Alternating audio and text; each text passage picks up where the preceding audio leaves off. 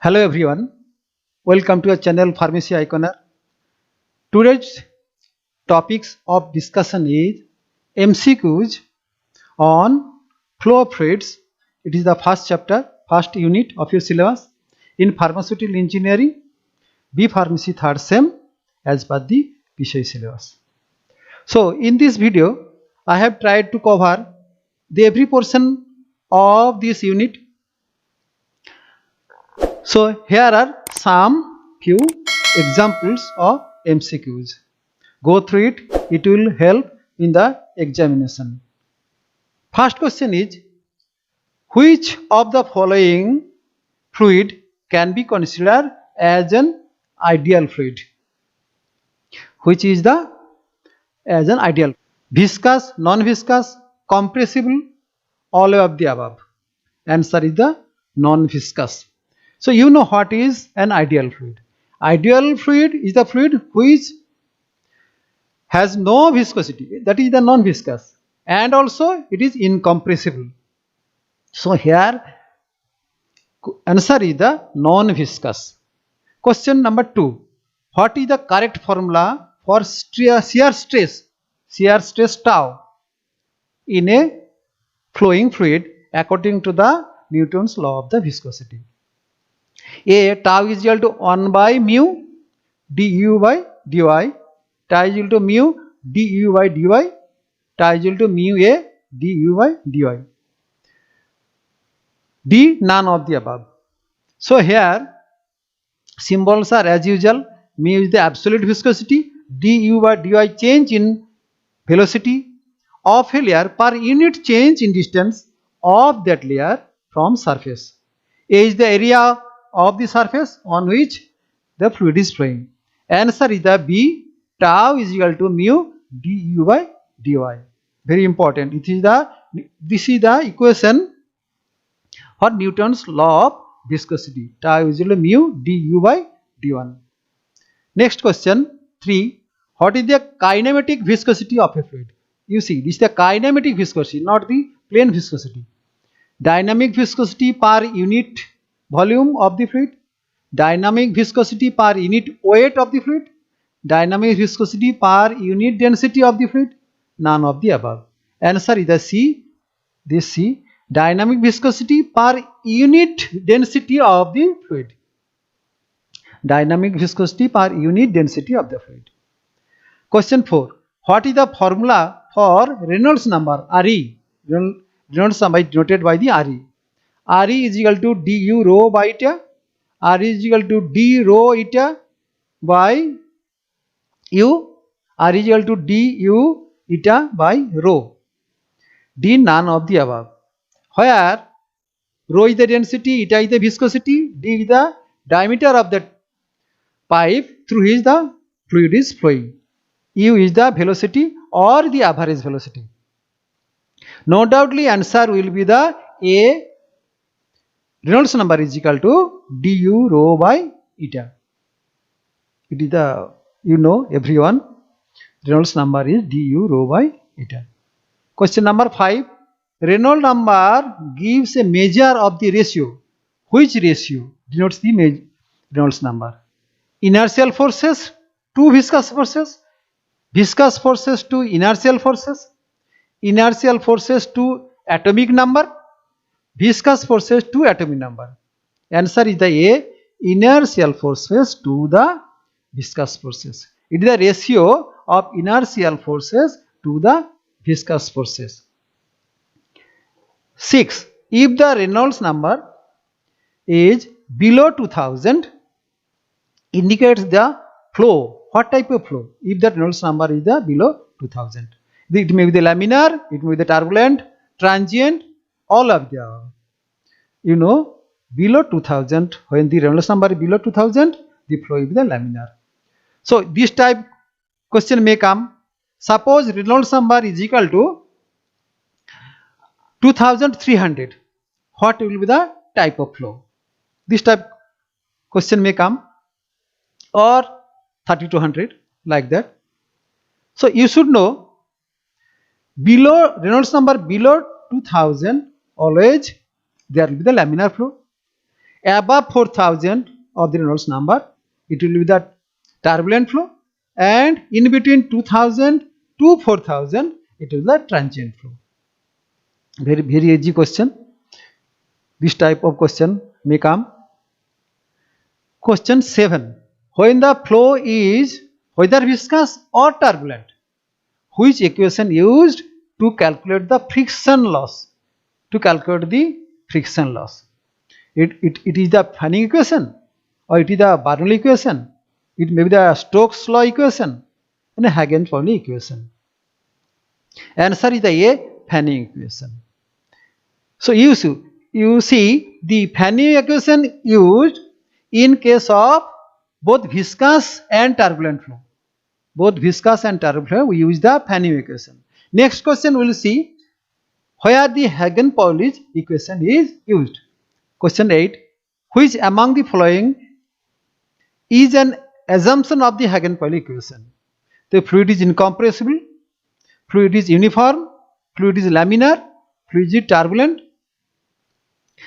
So answer is the C, fluid is laminar. Fluid is the laminar. In case of the laminar flow, we use the Hagen-Pauli equation. But in case of the viscous and turbulent flow, we use the Fanning equation. This is very important to question. Question 9. Which of the following is not type of flow meters? Orifice meter, pitot tube, potentiometer, and rotameter. No doubtly, it will be the potentiometer. It measures the potential difference. The orifice meter, pitot tube, rotameter, venturi meter, all are these the flow meters by which we can measure the flow or velocity which is flowing through a pipe. 10. The point at which diameter of the fluid stream get less than initial volume of diameter is called. You see, question. Where the fluid flow diameter of the fluid stream or fluid flow is less or least. Answer is the vena contracta, critical point, eutectic point, and freezing point. No doubtly vena contracta. Vena contracta means where the diameter is very less or least. This is called the vena contracta. Normally we use one arm of the manometer at the position of the vena contracta and other is the normal position. Question 11. Which of the following statement is true for pitot tube? In case of pitot tube, which statements are true? Number A. It measures the velocity at one point, at a particular point. It is also called insertion meter. C. Average velocity may be calculated from maximum velocity by means of calibrated chart. All of the above. Answer is the all of the others. So, in case of the pitot tube, it measures a particular point. It may be in the center, it can be the side of the wall. So, we can take the different velocity in different points. With the help of this result, we can take an average velocity. And as it is inserted in the pipe, it is called the insertion meter. So, all of them, in case of the pitot tube, all statements are true. Number 12. What is the main advantage of the orifice meter? What is the advantage of the orifice meter? Power loss due to the sudden contraction of the pipe. It may be the costly, require more manpower, chances of corrosion. Answer is the power loss due to sudden contraction. In case the orifice meter also, where there is a orifice, so there is a sudden contraction.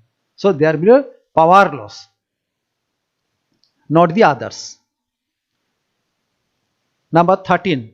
Bernoulli's theorem deals with the law of conservation of which conservation? Law of conservation. It is the mass conservation or energy conservation or volume conservation or momentum conservation. No doubtly it is the energy conservation. The Bernoulli theorem states that all the energy at a particular point, at a particular time, will be constant. So, what are the different energy? It may be the potential energy, it may be the kinetic energy, it may be the pressure energy. So, in case of the Bernoulli theorem, the energy conservation, law of energy conservation is seen here. 40. Sorry, this numbering. Bernoulli, it will be the 14. Bernoulli equation cannot be applied when flow is rotational, turbulent, unsteady. All of the above. Answer of the all of the above. D. Here, Bernoulli equation it is not used in case of the rotational flow and also not for the turbulent flow. It should be the laminar flow and it should be the unsteady. So all of the above cases we cannot use the Bernoulli equation. Next number is Newtonian fluid is defined as the fluid which obeys which law? Which obeys which law? Obeys Hooke's law, is incompressible, obeys Newton's law of viscosity, is incompressible. No doubtly answer will be the obeys Newton's law of the viscosity. Newtonian fluids are those fluids which obey the Newton's law of viscosity. Just we have seen tau is equal to mu du by dy. Next question, stress-strain relationship for Newtonian fluid is, it will be the parabolic, hyperbolic, linear or inverse. You see this diagram. So Newtonian fluid gives this type of curve. So no doubtly it is the straight line, linear curve. So answer will be the linear. In case of the stress-strain relationship, if we plot the stress-strain relationship for Newtonian fluid, we will give a linear curve. The answer will be the linear. Next question, a fluid is said to be ideal. In question 1 we have seen if it is incompressible, viscous and incompressible, inviscous and compressible, inviscous and incompressible. Answer is the inviscous E and inviscous and incompressible. So what is the ideal fluid? It should not have the viscosity and it should not change its density when we will apply the pressure. So answer will be the inviscous and incompressible. Inviscous and incompressible. 17. Which of the factor primarily decided whether the flow in a circular pipe is laminar or turbulent? When the fluid is flowing through the pipe, whether it is laminar or turbulent, which factors decide it? The Prandtl number, the pressure gradient along the length of the pipe, C. Dynamic viscosity coefficient, D. Reynolds number. No doubtly the answer is the D. Reynolds number. Reynolds number decides whether the flow is laminar or turbulent. R is equal to du rho by eta. 18. A large Reynolds number is an indicator of when Reynolds number is large. It indicates smooth and streamlined flow, laminar flow, steady flow and turbulent flow. Answer is the turbulent flow. I have told you when the large Reynolds numbers, that means above 4000, it will show the turbulent flow.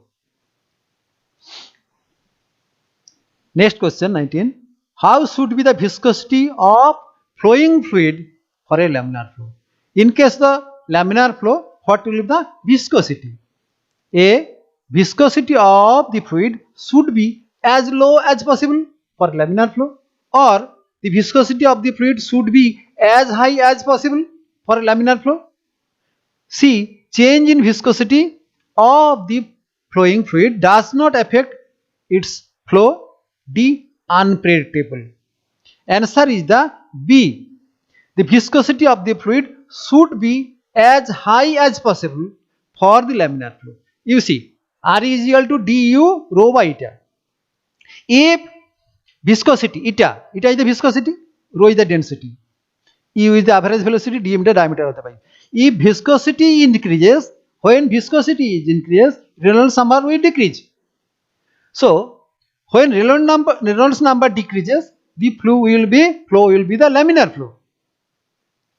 So this is the when viscosity increases, the viscosity of fluid should be as high as possible for the laminar flow. When the viscosity increases, Reynolds number will decrease.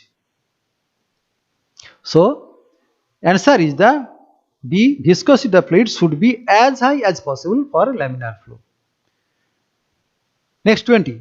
The velocity distribution at any section of the pipe for steady laminar flow is linear, exponential, parabolic, hyperbolic. Answer is the parabolic. You see the diagram. In case of the laminar flow, you see this type of velocity distribution. This type of the velocity distribution. This is the parabolic. This is the parabolic. In case of the turbulent, this is the turbulent. Turbulent. In case of the turbulent, you see this type of graph. This is the logarithmic. So in case of the laminar flow, you will get the parabolic. So answer is the C, parabolic. 21. The friction factor.